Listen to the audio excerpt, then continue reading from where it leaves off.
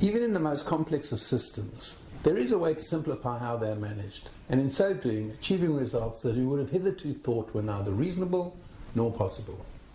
Welcome to the Systems Thinker, a video series to help you know the whole, focus on the constraint, and reach your goal. Before we can come to understand how best to manage a system, we have to determine its boundary. Is it the whole enterprise? Perhaps a strategic business unit within the enterprise, or a business function within the strategic business unit, or a portfolio or program of projects, or maybe it's just one project within the portfolio or program. We need to be mindful that we don't draw our boundaries in such a way that when we optimize our system, it comes at the expense of the performance of the enterprise as a whole. Once we know the system's boundary, the next question is, what's the goal?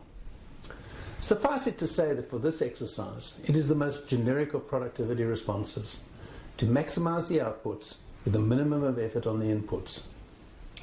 We know from the theory of constraints that the system so defined is only capable of producing as much as its constraint can manage.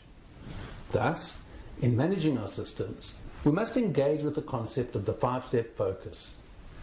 Find the constraint, optimize the constraint, collaborate around the constraint, uplift the constraint, and start again.